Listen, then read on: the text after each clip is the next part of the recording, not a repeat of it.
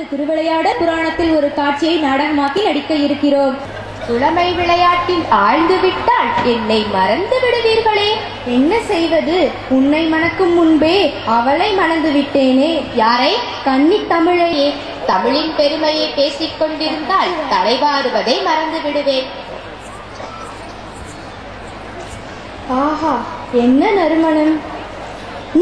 எனக்கு இப்பொழுது ஒரு சந்தேகம் ஏற்பட்டுள்ளது. தங்களின் சந்தேகம்தான் என்ன? பெண்களின் கூந்தல் இயற்கையாகவே மனமிக்கதா இல்லை செயற்கையானதா? இது செயற்கையானது. நாங்கள் பூச்சூடுவதும் வாசனை திரவியங்களை உபயோகிப்பதனால் ஆனது. அப்படியானால் நீ வாசனை திரவியத்தை இப்பொழுது உபயோகித்துள்ளாயா? இல்லை. பிறகு பூச்சூடியுள்ளாயா? அதுவும் இல்லை. பிறகு எப்படி இந்த நறுமணம்?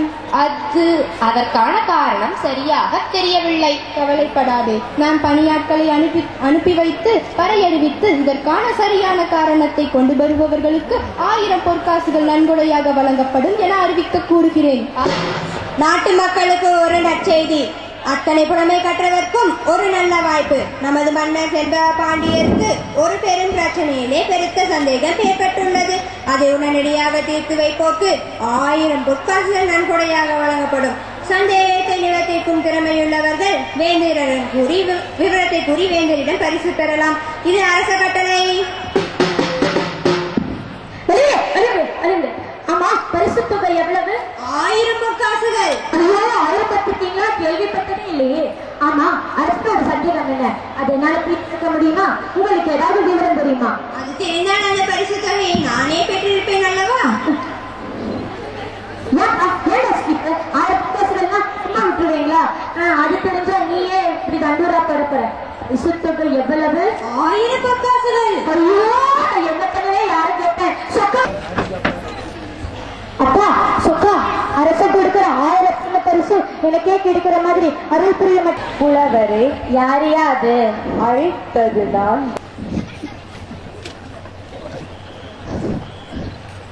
நீங்க வசதி உள்ள புலவர் மாதிரி தெரியுது. நெல் வாயிங்கே. பாண்டியன் சந்தேகத்தை தீர்க்கும் பாட்டு உனக்கு கிடைத்து விட்டா பரிசத்தனையும் உனக்கு கிடைக்கும் அல்லவா? ஐயோ, அந்த பாட்டு மாத்திரம் எனக்கு கிடைச்சது. அடுத்த தானே என் கையில 1000 பவுன் பரிசு. பாட்டு எழுதி பழகிற அதை நேரில் எடுத்து போன எப்படி வலிக்க போறாங்களோன்னு பயந்துக்கிட்டு என்கிட்ட கொடுத்து பாக்குறியா? என் புலமை மீது நம்பிக்கை இல்லாவிட்டால் பரிசத்துப்பாரு உனக்கு திறமை இருந்தால் எனக்கு எங்கிட்ட மொழி பாக்குறியா? இதோப்பா, நான் பார்த்ததா சும்மா இருக்கேன். என் புலமை பத்தி உனக்கு தெரியாது. தயாராயிரு. கேள்விகளை நீ கேட்கிறாயா அல்லது நான் கேட்கட்டுமா? நீ கேட்காத, நானே கேட்கிறேன். எனக்கு கேட்க மட்டும்தான் தெரியும். கேள். சற்று பொறும். கேளும். பிரிக்க முடியாதது என்னவோ? தமிழும் சுவையும். பிரிய கூடாதது எதுகையும் மோனையும். சேர்ந்தே இருப்பது வறுமையும் புலமையும். சேராதிருப்பது அறிவும் பணமும். சொல்ல கூடாதது பெண்ணிடம் ரகசியம். சொல்ல கூடியது உண்மையின் தத்துவம். பார்க்க கூடாதது பசியும் பஞ்சமும். பார்த்து ரசிப்பது கலையும் அழகும். கலையில் சிறந்தது இயலிசை நாடகம். நாடகம் என்பது பாட்டும் நடிப்பும். பாட்டுக்கு நாடகம். வீணுக்கு வாணி. அழகுக்கு முருகன். சொல்லுக்கு அகத்தியன். வில்லுக்கு விஜயன். ஆசைக்கு நீ. அறிவுக்கு நான். ஐயா, ஆளவிடும். எனக்கு தெரிந்தது இவ்வளவுதான். ஐயா, பாட்டை கொடுங்க. அரசன் என்ன தருகிறானோ அது அப்படியே உங்களிடம் வந்து தருகிறேன். நீங்க பார்த்து ஏதாவது செய்யுங்க. எனக்கு அந்த பரிசு வேண்டாம். எல்லாவற்றையும் நீயே வைத்துக்கொள். தயாரா இருக்கு போல. ஐயா, அரசா கொடுக்கிற 1000 பொண்ணு எனக்கே கிடைக்கிற மாதிரி அருள் புரியுங்கள். வெற்றி உனக்கே. மன்னர் மன்னவா, தங்களின் மனச்சந்தேகத்தை போக தருமி என்ற புலவர் பாட்டுடன் வந்திருக்கிறார். மிக்க மகிழ்ச்சி.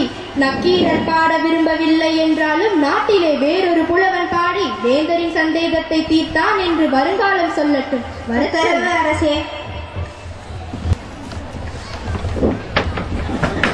மன்னா, அரசே, வேந்து, மன்னா. ஐயா, அரச பெருமாள் அங்கே. மன்னா,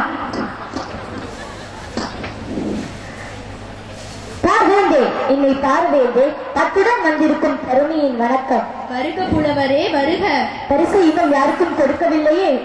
உமது புலமை வாழ்வாங்கு வாழ்ந்து வையத்துள் நிலை கட்டும். எனது சந்தேகத்தை நிவர்த்திக்கும் பாடலை ஏற்றி வந்துள்ளீரோ? ஆம், நானேதான் ஏற்றி வந்திருக்கிறேன். இங்கே பாட்டை கூறும். படித்து விடுகிறேன் மன்னா. கொங்குதேர் வாழ்க்கை அம்சுரை துண்டி காமம் செத்தாது கண்டது மொழிமோ. கூப்பிட்டீங்களா? படியும். படியுமா? பயிலியது கெளிய நத்தி மயிலிய செறிய தறிவு கூந்தலின் அறியது உழவோ நீ எரியும் பூவே. அவ்வளவுதான். ஆஹா ஆஹா, அருமையான பாட்டு. எனது ஐயப்பாட்டை நீக்கும் அற்புதமான கருத்துக்கள், ஆழ்ந்த சொற்கள், தீர்ந்தது சந்தேகம். பரிசு அமைச்சரே, நீர் சென்று பொற்காசுகளை எடுத்து வாரும்.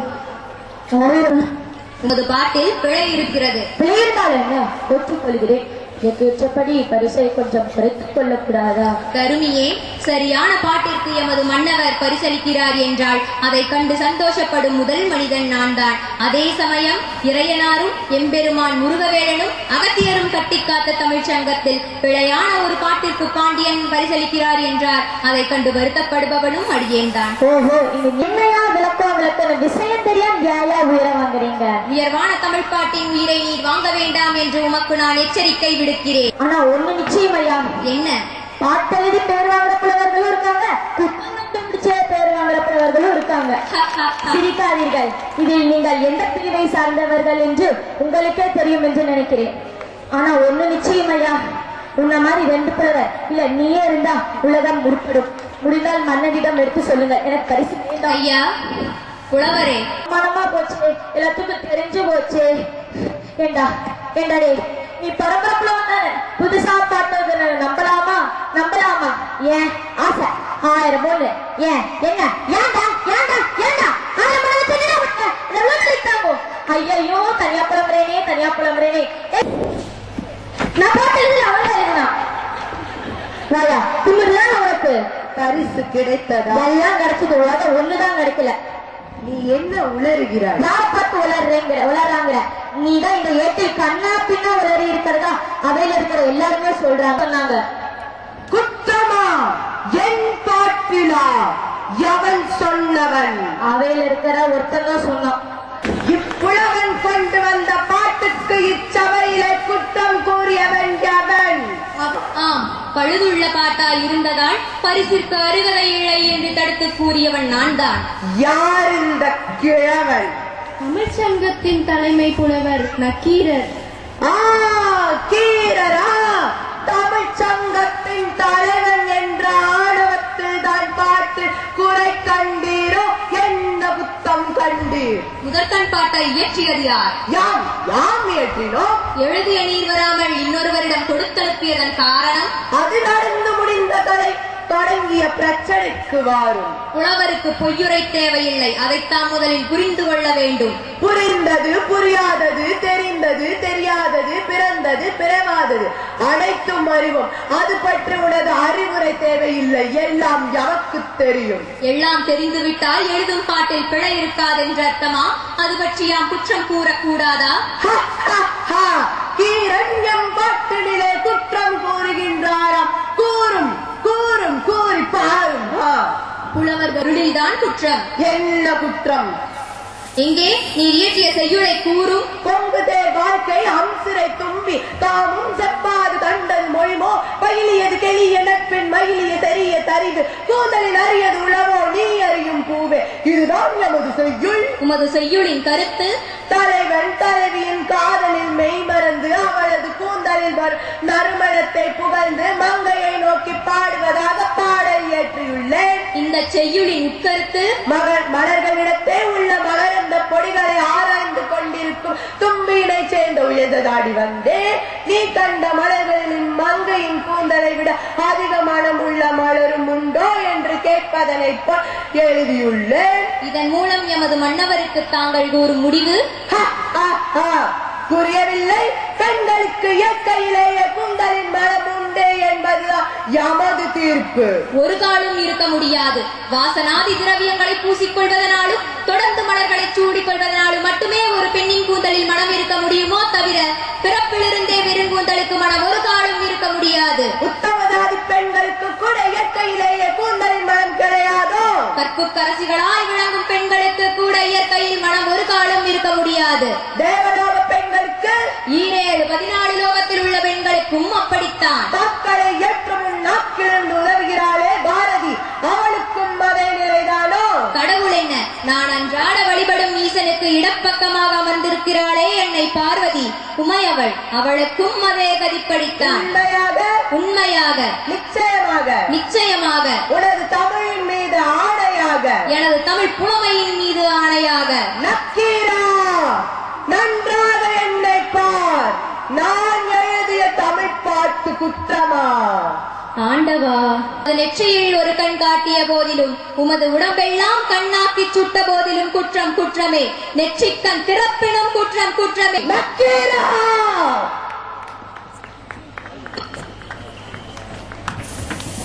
ஆண்டவா, தேவனே, ஐயனே, செண்பக பாண்டியனே, எம்பெருமானே, ஆண்டவனே, சோமசுந்தர புலவா, அறியாமல் நெகிழாமல் நக்கீரர் செய்த தவறை தாங்கள் மன்னித்தருள வேண்டும். பாண்டிய மன்னா, சினமில்லை எனக்கு, வேதனையை விடு.